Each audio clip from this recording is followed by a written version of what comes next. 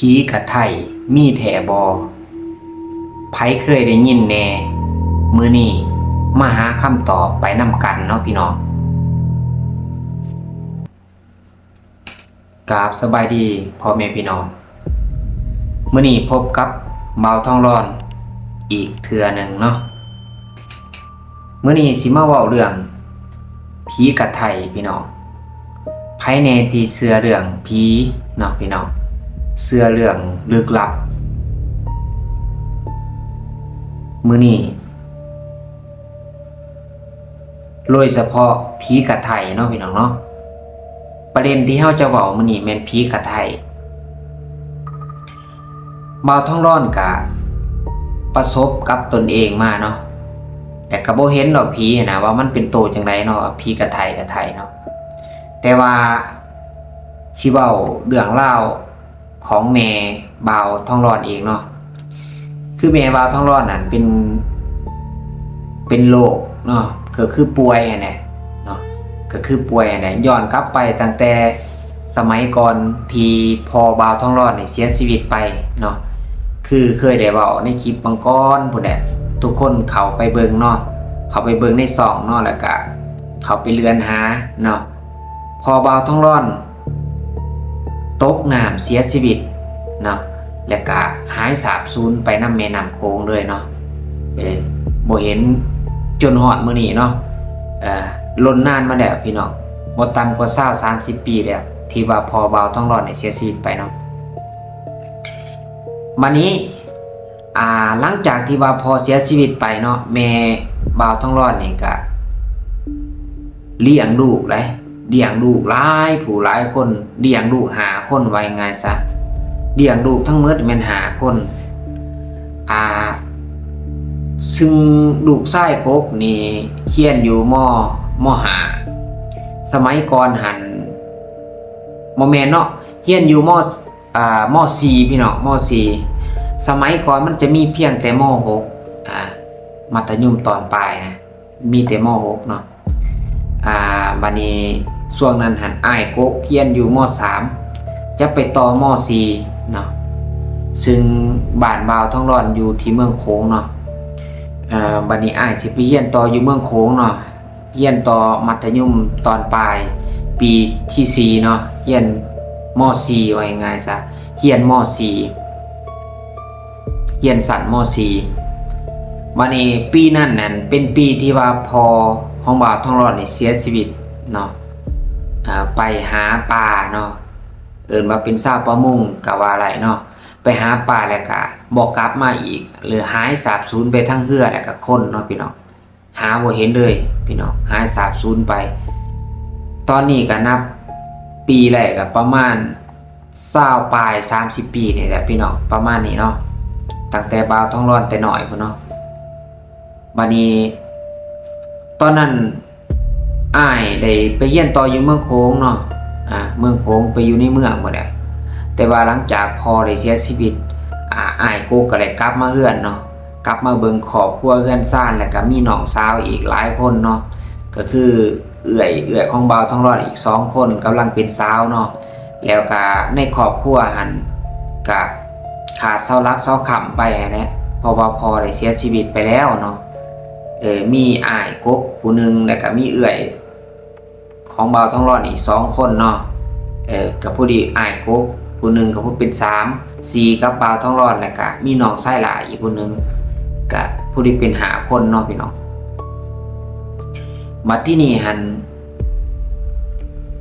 หลังจากพ่อได้เสียชีวิตไปแล้วอ้ายก็บ่เรียนต่อเพราะว่าภาระครอบครัวมันหลายด้วยวิถีชีวิตชาวเมืองโขงเฮาเนาะ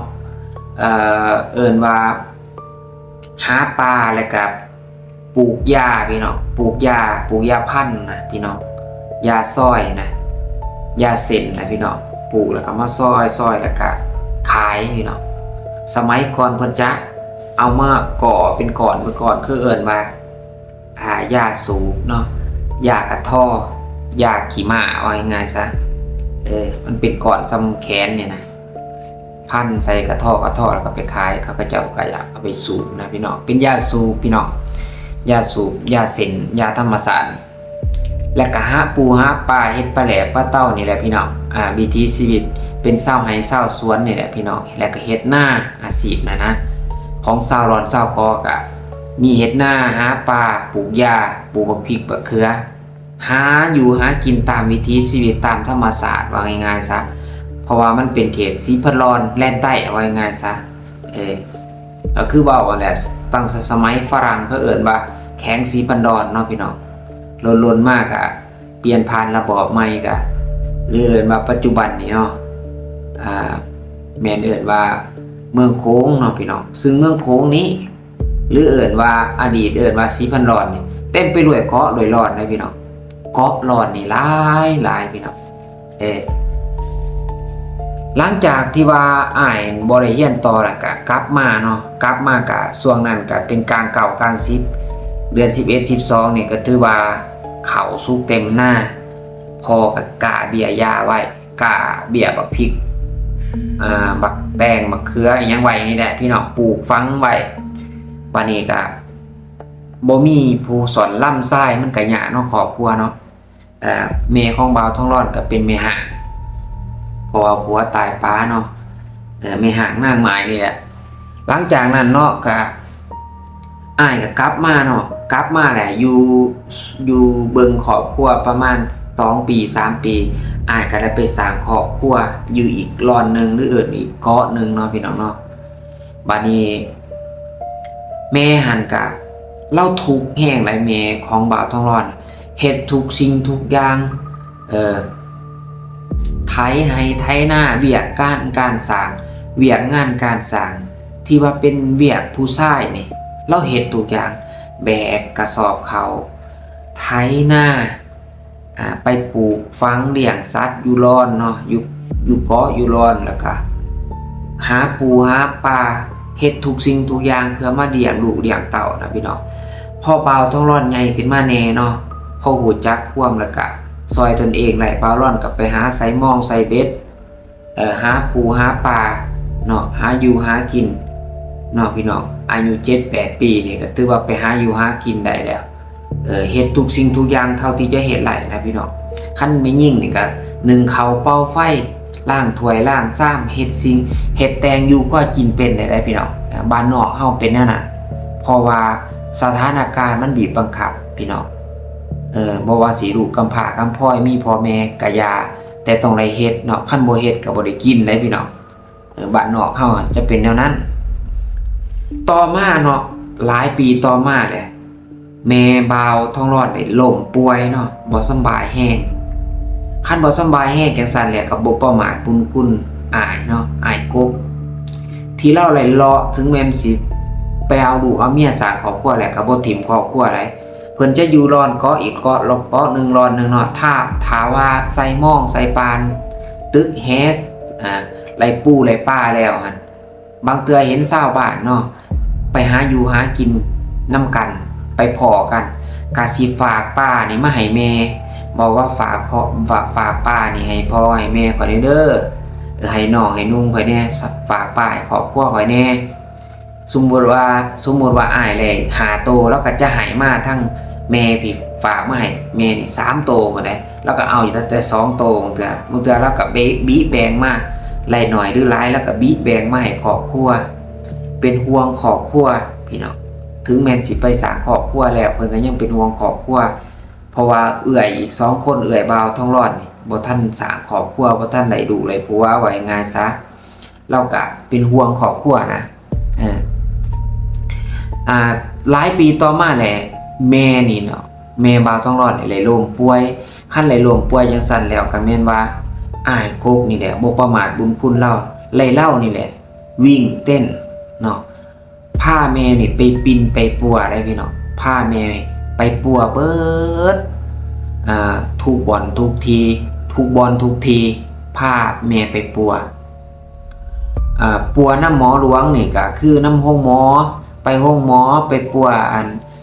น้ำเขื่อนว่าห้องหมอรัฐเฮาห้องหมอเอกชนไปปัวฮอดกัมพูเชียหรือว่าขมีนพุ่นพี่น้องก็ไปได้พี่น้องไปปัวทั้งวิทยาศาสตร์หมดแล้วก็บ่เศร้าแล้วก็ เพิงไสยศาสตร์นำตามความเชื่อบ้านนอกเฮาแหละเพิงไสยศาสตร์นำปัวนำหมอพระถ้ำเอิ้นว่าหมอหวานหมอยาพื้นเมืองเฮ็ดทุกสิ่งทุกอย่างพี่น้องเอ้ยพญาติของแม่บ่าวท้องร้อนเป็นนี่ก็คือเล่าปวดเมื่อยไปในโตนี่ปวดเมื่อย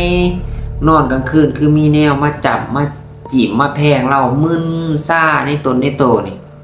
ปวดในตนในโตนี่เป็นน้ำเล่าเฮ็ดเบียกนักร้ายบ่เฮ็ดเดือบากว่าแห้งบ่อันนี้ก็บ่จักคือกันผู้ใดเคยเป็นพญาติแบบนี้แน่แบบว่ามึนซ่าในตีนในมือมึนเบิดตนเบิดโตปวดเมื่อยอันบ่าวท้องร้อนแต่หน่อยเห็นเราเป็นเนาะตอนเราบ่สบายแล้วจะบีบเราเองสิออกฮ้อนเนาะในตนในโตออกฮ้อนปวดแล้วก็จะบีบตนเองจังซี่บีบตัวเองสิบางเทื่อเราบ่อยากใส่หอดเสื้อเราอยากแก้ฟาดทิ่มขอบฟ้าพุ่นเรามุดมัดแต่ว่ามันฮ้อนมันออกฮ้อนเมื่อยในตนในโตมันทูนถวายหั่นนะพี่น้องก็บ่ฮู้นำเราหรอกว่าความรู้สึกเราเป็นจังไดเราบอกให้ฟังว่าเราปวดเราเมื่อยในตนในโตบางเทื่อเราบ่ห่มหมดเสื้อเนาะเราจะเอาแพร่ซุบน้ำแล้วก็มาห่มโตนี่ลูบค่ำในตนในโตกลางคืนแล้วก็นอนบ่ได้แล้วลูกมาเสร็จโตแล้วจังซี่บางเทื่อลูกเต่าก็เฮ็ดให้เมื่อยหลายขายละขายบ่ายเมื่อยหลายก็ลูกก็นอนรับไปแล้วก็นอนบ่รับแล้วก็ตื่นมาแล้วก็เสร็จโตบีบตัวเองจังซี่บ่าวท้องร้อนยังเป็นเด็กหน่อยเนาะเห็นเรานะเห็นเราเฮ็ดจังซั่นก็ถามเราแล้วก็ว่าปวดเมื่อยในตนในโตแล้วก็หน้าเรานี่ก็อมทุกข์อยู่เพราะว่าคนเป็นพญาติเนาะคือบ่มีความสุขหยุ่งอยู่จังซี่หน้าเราเป็นตาหิโตนแม่แหละจนสิบ่ยังเป็นผู้เป็นคนจนสิตายนะว่าง่ายๆซะจนสิบ่ยังเป็นผู้เป็นคนเนาะและก็พอทุเราเบาบางปัจจุบันนี่ถามว่าเศร้าบ่ก็ใครแน่แต่ว่าก็ยังเป็นอยู่คือเก่าแหละพญาธิเนาะยิ่งเราแก่ตัวมากก็ยิ่งเจ็บยิ่งเป็นไปหลายอย่างแต่ว่าก็ใครแน่กว่าเก่าแต่ว่าถามว่าหายสนิทบ่ก็ยังเนาะก็ยังปวดยังเจ็บยังมึนอยู่แต่ว่าบ่หายแห้งคือช่วงเป็นแรกๆเนาะมื้อนี้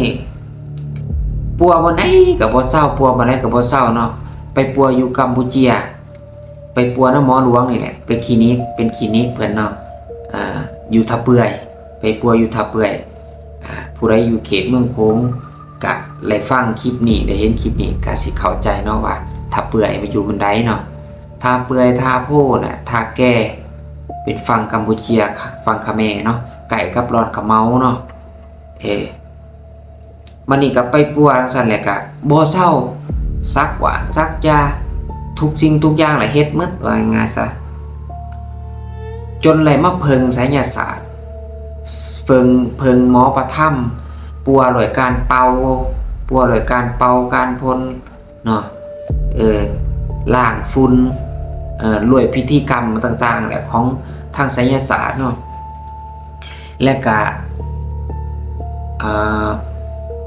ไปเพิงผีเพิงสางได้บ่นี่เข้าเรื่องได้บ่นี่ไปเพิงผีเพิงสาง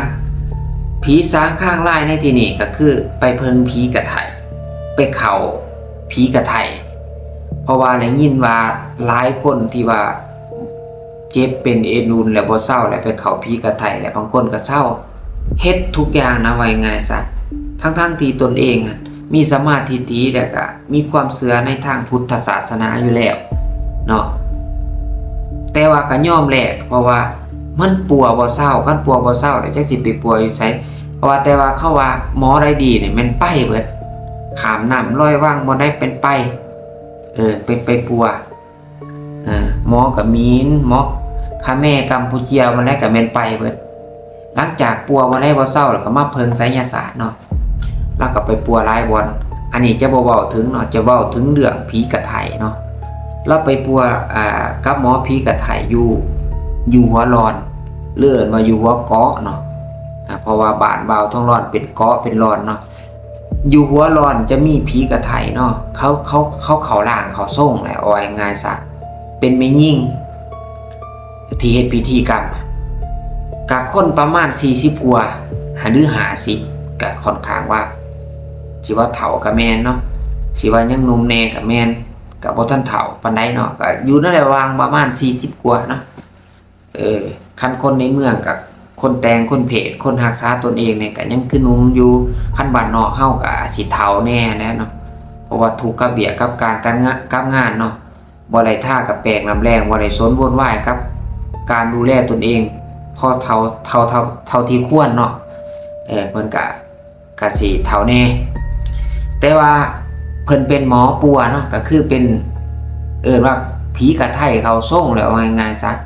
ผีกระไถเขาส่งเนาะมานี่หันมาร่อนกับไปนะแม่ส่วนน่ะอ้ายส่งไปอ้ายพาแม่ไปปัวเนาะบ่าวท้องร่อนก็ไปแล้วก็อยากรู้ว่าเขาเฮ็ดพิธีกรรมจังไดเนาะบอกโดยความว่าเป็นเด็กน้อยก็สอนรู้สอนเองอยากจักเนาะไปนั่งข้างแม่เนาะไปนั่งข้างแม่ก็จะมีพิธีกรรมเฮ็ดนั่นแหละเฮ็ดพิธีกรรมเขาก็มีหน้าคองมีบอนเฮ็ดพิธีนะนั่นอยู่เทิงเฮือนเขาเป็นแม่หญิงเจ้าเขาเจ้ากันนุบจังซี่เขาไต่เทียนพี่น้องไต่เทียนแล้วก็นุบเอาเทียนมาใส่ขันเนาะเอาเทียนมาใส่ขันเดี๋ยวบ่าวท้องร่อนขออนุญาตเอาหมวกกันน็อกมาเป็นตัวอย่างเนาะพี่น้องเอาหมวกกันน็อกมาเป็นตัวอย่าง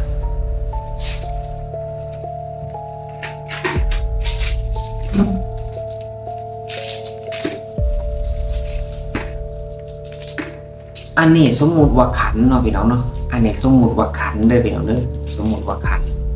มันเป็นขันเนาะเป็นขันเงินขันทองนี่หรือว่าเป็นกระโอ้มันเถอะเป็นกระโอ้กระบวยที่เขาตักน้ำมันจะมีถูกมีเทียนมีหลอกไม้อิหยังต่างๆเลยที่ว่าเวลาเขาพิธีแล้วเขาเจ้าสิพาเฮ็ดเขาก็จะ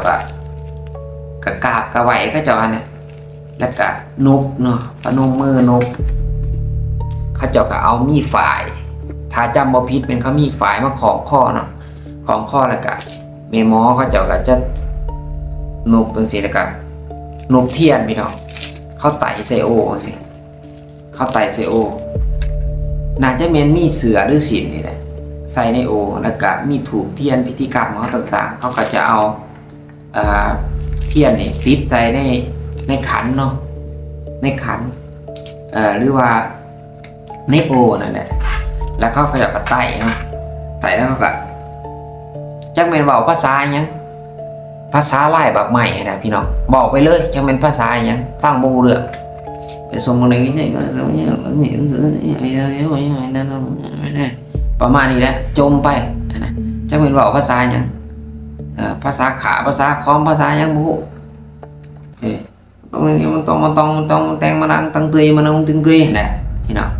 จมไปได้พี่น้องหลังจากนั้นก็เอาเทียนที่มันลูกว่าอยู่ลูกไฟมุ่งเข้าปากพี่น้องมุ่งเข้าปากครับเข้าปาก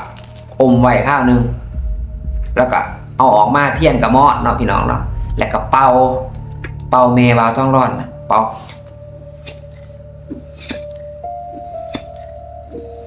แล้วก็ถือเทียนนั่นหลังจากนั้นก็ไต่ไม้ไต่เทียนไขเฮานี่นะพี่น้องเทียนเข็ดว่าเทียนขันหานะเพิ่นก็จะจีออกเนาะ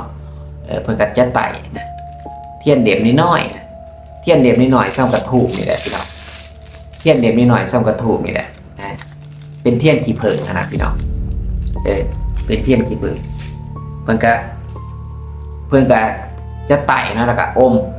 เข้าไปแล้วก็พ่นควนออกมานะแบบสูบยานะพี่น้องแล้วก็เป่าสมมุติว่าแม่บ่าวต้องรอดเนาะล็อกกงกราบจังซี่แล้วก็เป่าแต่หัวไปหาโตเนาะเป่าเฮ็ดอยู่หั่นประมาณ3 4 5เทื่อ9เทื่อ10เทื่อพุ่นน่ะประมาณนั้นเนาะบ่าวร้อนก็จำได้ประมาณนั้นถ้าจำบ่ผิดก็ประมาณนั้นบัดนี้ก็เฮ็ดอยู่จังซั่นจนจบพิธีเนาะแล้วก็ก็แล้วเนาะพี่น้องกับผูกคอต่อแขนเอาฝ่ายมาผูกเนาะผูกคอต่อแขนเฮ็ดอยู่หั่น ทุกวันเสาร์แรงบางเทื่อบางมื้อข้าก็บ่ได้ไปแรกๆนี่ไปนอนอยู่พุ่นไหนเขาเจ้าจะเฮ็ดการ์ตูนเขาเจ้าจะเป็นเฮือนเขาว่าไงเนาะเฮือนใหม่เฮือนโบราณน่ะแต่ว่าเขาให้เฮาอยู่ต่างหากเขาจะไปปลุกแคมป์ปลุกการ์ตูนอยู่เพื่อไปปัวนำเขา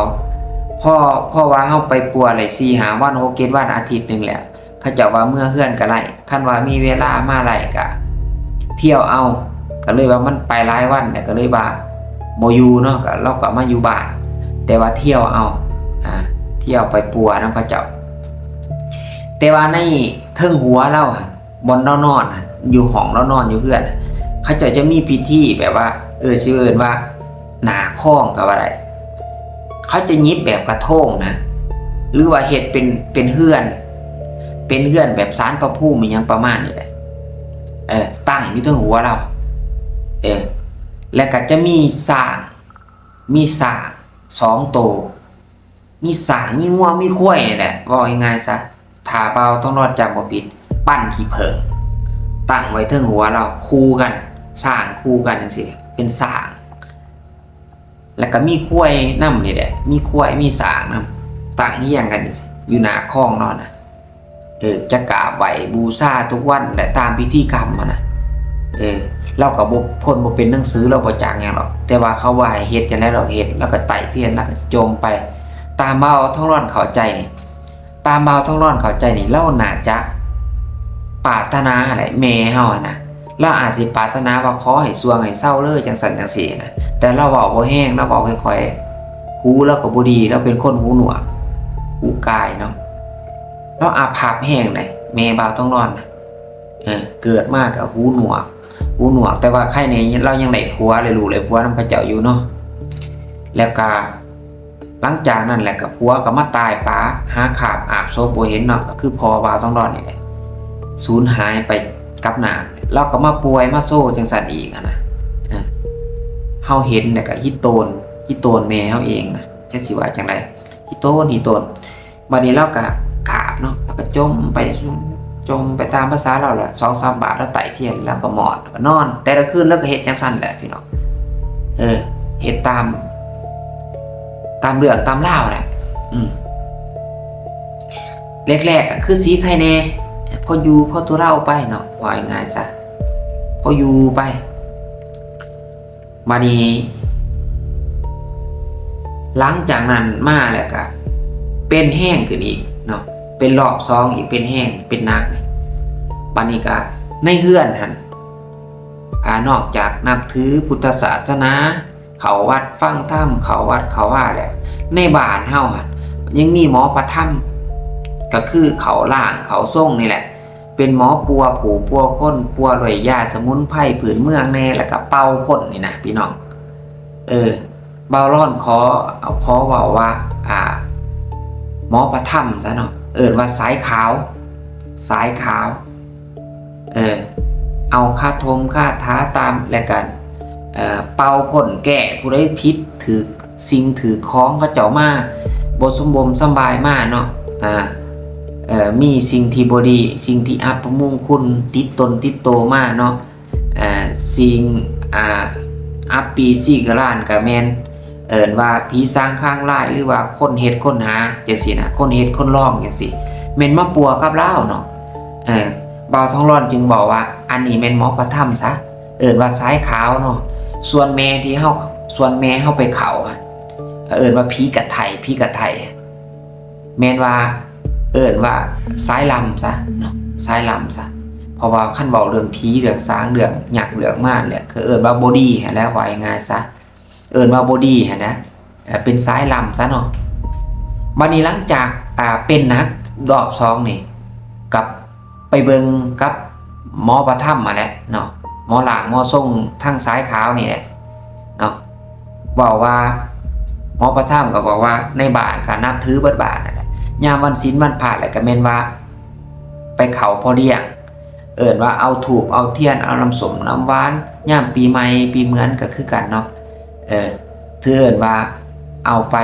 ถวายก็แม่นเอาไปให้ครูบาอาจารย์ยามวันศีลนี่ก็จะไปเป่าเพื่อความอยู่เย็นเป็นสุขอยู่ดีมีแห้งผูกคอต่อแขน น้ำพอเลี้ยงเขาจะเอิ้นว่าพอเลี้ยงบ้านอื่นมีบ่แบบนี้ไปเขาพอเลี้ยงน้ำผู้นั้นผู้นี้ไปเขาพอเลี้ยงน้ำผู้นั้นผู้นี้ยามวันศีลวันพระก็จะเปลี่ยนบักเบงมันจะมีหนาคล้องอยู่เฮือนไผเฮือนมันน่ะทุกวันมากก็กราบไหว้บูชาแต่บ่มีพระหรอกบางบ้านก็มีพระพระพุทธรูปซ้ำแขนนี่นะพี่น้องก็จะกราบไหว้มีบักเบงเก็บดอกไม้บูชาแต่ละมื้อละวันแต่ละเฮือนนี่จะมีบางเฮือนบ่มีพระพุทธรูปอ่ะมีบักเบงมีขันดอกไม้ธูปเทียนขันหากราบไหว้โดยคิดว่าครูบาอาจารย์นั่นอยู่เทิงหัวหันเนาะหรือเอิ้นว่าคันบ่มีพระมีเจ้าก็เอิ้นว่าไหว้พระพุทธพระธรรมพระสงฆ์นั่นแหละแล้วนึกหาพุทธคุณธรรมคุณสังฆคุณแหละพี่น้องไหว้กับอิติปิโสภะคะวะอะระหังสัมมานี่แหละพี่น้องเอ้ยไหว้สวดมนต์เช้าสวดมนต์แลงนี่แหละบัดนี้ก็บางคนก็ไหว้บ่เป็นก็ไหว้พระบ่เป็นก็เก็บดอกไม้บูชาแต่ละมื้อละวันซื่อๆก็มีแต่ว่าขาดบ่ได้ในบ้านนั่นก็ยังมีหมอประทับยามวันศีลวันพระแล้วก็ไปเป่าไปพ่นน้ำหมอประทับเอิ้นว่าพ่อเลี้ยงเนาะผูกคอต่อแขนเนาะมีเด็กเล็กเด็กน้อยมีลูกมีเต่าเป็นลังไหลพากันไปเป่าน้ำพ่อเลี้ยงว่าจังซี่แหละพ่อเลี้ยงหมอประทับหมอปัวผูกปัวก้นนะพี่น้องเราก็ปัวทั้งฝนหวานฝนยาให้กินทั้งผูกคอต่อแขนเป่าพ่นนั่นแหละคนก็เจ้าก็ลังไหลไปหาศรัทธาว่าง่ายๆซะในบาทเป็นที่พึ่งทางดวงวิญญาณเป็นที่พึ่งทางใจว่าง่ายๆซะเป็นที่พึ่งทางจิตวิญญาณขอโทษนำบอกองค์นึงว่าดวงวิญญาณเป็นที่พึ่งทางจิตวิญญาณเนาะเป็นผู้นำทางจิตวิญญาณเอิ้นว่าเป็นที่พึ่งทางใจว่าง่ายๆซะประมาณนี้บ้านอื่นเมืองอื่นเนี่ยเป็นคือกันบ่มีบ่แบบนี้เนาะหมอประทับนะบัดนี้คันแม่บ่าวท้องร้อนบ่สบายจังซั่นก็ไปเบิ่งน้ำเล่าเนาะแล้วก็บอกว่ามันผิดกันแล้วเฮาถือพุทธศาสนาเฮาเป็นนับถือครูบาอาจารย์แต่ว่าเฮาไปเข้าผีกับไทยไปอยู่น้ำผีน้ำสางมันบ่ถูกแล้วคันบ่ถูกจังซั่นแล้วก็สิยุ่งเลิกแล้วบ่เข้าไปบ่ไปเข้านำผีกับไทยในเฮือนก็เข้าคือเอิ้นว่านับถือพุทธศาสนาเขานำพ่อเลี้ยงพ่อล่มเขานำหมอประทับหมดนั่นแหละแต่ว่าแม่เฮาบ่สบายเนาะคันบ่สบายจังซั่นแหละเขาว่าปัวน้ำผีกับไทยดีเราก็จังว่าไปปัวน้ำผีกับไทยมันหามันบัดนี้เอามาอยู่ในเฮือนเนาะเดียวกันเนาะฟังศีลธรรมหรือว่าฟังธรรมกับอาธรรมมันบ่เข้ากันเนาะผีกับพระมันบ่อยากเข้ากันบ่ได้เลยเนาะห้องนึงเป็นห้องพระห้องนึงแบบว่าเป็นห้องผีกับพระมันก็บ่อยากเข้ากันเนาะว่าง่ายๆซะบัดนี้เราว่าบ่เป็นดอกเราว่าคันบ่เป็นจังซั่นเนี่ยคันบ่ได้จังซั่นเนี่ยก็แม่นว่าไปออกจากผีกะไทยบ่ปัวนำผีกะไทยเศร้าปัวเนาะคันเศร้าปัวจังซั่นเนี่ยก็ให้ครูบาอาจารย์มาสูตรมาเทศน์มาถอนออกไปแล้วก็มีหมอประทับมาไล่ผีกะไทยออกไปไล่ผีกะไทยนี้เนาะบ่าวท้องร้อนอยู่ในเหตุการณ์นะก็เบิ่งตอนหัวค่ำมื้อนั้นก็แม่นหมอประทับมาแล้วก็เจ้าจะนุ่งสุดขาวห่มขาวเนาะมีแพร่ผาดบ่าเนาะแล้วก็มีพิธีมีงาวก็เป็นงาวไม้นี่แหละพี่น้องเป็นงาวไม้เฮ็ดเอาไม้ไม่เฮ็ดลาบนี่แหละเฮ็ดลาบเฮ็ดงาวก็มีพิธีไล่สวดมนต์แล้วก็เอาฝ่ายหุ่มเฮือนไว้แล้วก็ไล่เนาะไล่แล้วก็เอาขนเอาอีหยังหน้าคล้องเป็นหูบสร้างเป็นหูบคุ้ยแล้วก็เป็นแบบสารพระภูมิเป็นเพื่อแบบบักเบงบักบางอีหยังต่างๆแหละที่เป็นหน้าคล้องเป็นอยู่เทิงหัวของอีแม่เอาไปถิ่มลงน้ำแล้วก็จะมีหมอประทับลงไปน้ำไหลจมมุ่นนำสูตรมุ่นจักสูตรมุ่นอีหยังแหละเป็นภาษาของเพิ่นน่ะจมมุ่นโอ้ไหลนี้จูดเทียนเด็กมักใหญ่เนาะเป่าแล้วก็ถิ่มลงในน้ำคลองแล้วก็ไหลไปตามน้ำคลองเลยเป่าผลไปหมอประทับในการลักษณะการแสดงเพิ่นน่ะเอ็กติ่งเพิ่นน่ะพี่น้องสิว่าจังได๋ท่าทางลักษณะเพิ่นเกี่ยวกาดหายได้พี่น้องหายหนีไปเดี๋ยวนี้ บ่ต้องมาแล้วก็จะฟันหลาฟันง่าวแหละว่าง่ายซะไล่ผีกระไถอันนี้แล้วก็ถิ่มลงน้ำไหลไปเนาะไหลไปหลังจากไหลไปแล้วก็ของมันเป็นเฮือนแคมทั้งทานะพี่น้องแคมทาแคมนำของหน่อยแคมนำโค้งเลยพี่น้องหลังจากนี้เอาผิดเอาเครื่องของผีกระไถไปถิ่มลงน้ำแล้วหลังจากถิ่มลงน้ำแล้วก็ลุกขึ้นมาเฮือนขึ้นเนาะขึ้นมาเฮือนขึ้นก็มาสูดมาป้องกันต่างๆบ่อยผีกระไถมาอีกขั้นบ่อยมาจังซั่นอีกแล้วก็เป่าพ่นผูกคอต่อแขนให้อีแม่แหละเนาะแล้วก็เป่าลดน้ำมันต์พ่นน้ำมันต่างๆเพื่อบ่ให้ผีกระไถมาเกี่ยวมาเวียนเนาะให้ออกไปจากต้นจากโตไว้ง่ายซะนะให้กลับเขามาอยู่ในศีลในธรรมในครูบาอาจารย์คือเก่าว่าซั่นซะหลังจากนั้นเราก็ปินปัวโดยหมอหวานหมอยาเล่าเนี่ยกับพอตัวเล่าบางกับไข้แน่วางไปพี่น้องใส่ชีวิตเดือยมากจนตอนนี้เราอายุ60ปลายเกือบ70ปีแล้วแม่ของบ่าวทองรอดถามว่าตอนนี้พญาติเก่าเราก็เศร้าสนิทแต่ว่าบ่เศร้าหรอกยิงตอนนี้เราก็อายุแก่เขาแล้วก็เจ็บอ่อนๆแอดเจ็บนั่นเป็นนี่อยู่สั่นแหละพี่น้องบางเทื่อก็เป็นวินเป็นเวียนเป็นลมเจ็บปวดในตนในโตนี่ก็เป็นเทื่อคันเราไป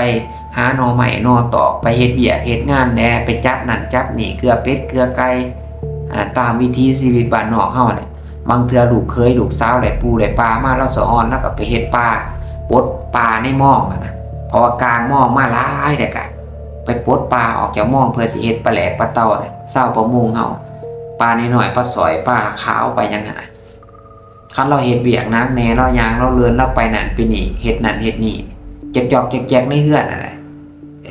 เราก็จะปวดต้นปวดโตแล้วก็ให้ร้านนี่บีบให้นวดให้หั่นนะกินหวานกินยาไปก็พอตุเราเบาบางไข้แน่ไปพออยู่ไปนะถามว่าเศร้าเลยบ่ก็บ่เศร้าหรอกพี่น้องแต่ว่าก็บ่เป็นหายแห้งคือแต่ก่อนนะพี่น้องอันนี้ก็คือเรื่องเล่าผีกระไถเด้อพี่น้องเด้อจงใส่วิจารณญาณในการรับชมเนาะเป็นพิธีกรรมทางที่ว่าแม่เฮาได้ไปปัวกับผีกระไถบ่าวทองรอดก็จำความได้แล้วก็นำเอามาเว้าเนาะจื้อได้เนาะเหตุการณ์มันยังติดตาอยู่เนาะยังติดตาอยู่เป็นผีกระไถเนาะไปเขาในผีกระไถไปปิ่นไปปัวน้ำผีกระไถว่าผีกระไถมันถือผีกระไถมันเป็นตัวจังไดผีกระไถมันเป็นแบบไรเนาะบ้านอื่นเมืองอื่นเด้เคยได้ยินบอกว่าผีกระไถลองแชร์ประสบการณ์มาให้ฟังหน่อยเด้อลองคอมเมนต์กดไลค์กดแชร์หรือว่ามาพูดคุยกันได้เนาะพี่น้องเนาะในกรอกคอมเมนต์นี่เนาะว่าบ้านข่อยก็มีเคยมีจังสันจังซี่นะพี่น้องแล้วก็ฮู้จักคำว่าผีกระไถนี่นะลองมาพูดคุยนำกันเด้อพี่น้องเด้อแสดงความคิดเห็นนำกันเนาะอันนี้เอิ้นว่าเรื่องผีกระไถเด้อพี่น้องเด้อที่ว่าแม่เฮาไปปัวน้ำผีกระไถเนื่องจากว่าบ่สบายเนาะไปปัวน้ำผีกระไถไปเขาผีกระไถว่าง่ายซะก็อันนี้ก็คือเรื่องเล่าเนาะหลังจากนั้นก็แม่เฮานี่ก็ให้ครูบาอาจารย์เนาะเอิ้นว่าสายประถ้ำมาแหละสายขาวเนาะมันไหลมายังออกไปแล้วก็มานับถือมาอยู่นำครูบาอาจารย์คือเก่าเนาะก็เลิกล่าออกจากผีกระไถนั่นเลยเนาะพี่น้องจนฮอดปัจจุบันนี้อันนี้คือเรื่องเล่าของผีกระไถเด้อจงใส่วิจารณญาณในการรับชมรับฟังเนาะอันนี้ก็เป็นเรื่องเล่าที่นำเอามาเว้าเนาะเพื่อให้มันได้อรรถรสเนาะก็เว้าในภาษาแบบบ้านๆนี่แหละเว้าภาษาแบบไทยๆเฮานี่แหละพี่น้องบ่เข้าใจอันใดถ้อยคำอันใดเว้าบ่คักบ่แน่ต้องขอโทษขออภัยนำหลายๆเด้อพี่น้องเด้อเรื่องแบบร้อนๆเนาะเรื่องเก่าเรื่องแก่เรื่องอดีตที่ผ่านมาเนาะเรื่องผีเรื่องสางนี่นะพี่น้องไผมีความเชื่อทั้งหลายเรื่องผีเรื่องสางบ่โดยเฉพาะเรื่องผีกระไถเนาะทุกคนเคยประสบพบพอมาบ่เนาะพิธีกรรมแบบนี้นะพี่น้องฝากไว้เนาะฝากไว้ช่วยคอมเมนต์ช่วยกดไลค์กดแชร์กดติดตามเนาะเลี้ยวมือหน้าบ่าวทองร้อนสินำเอาเรื่องเล่าอื่นๆหรือว่าเรื่องเล่าต่างๆมาเว้าสู่ฟังอีกเนาะพี่น้องเนาะ สำหรับมื้อนี้ต้องขอตัวลาทุกคนไปก่อนเนาะพี่น้องเนาะขอมุกขอบใจพี่หลายๆพี่น้องบ๊ายบายเจอกันคลิปหน้าเด้อพี่น้อง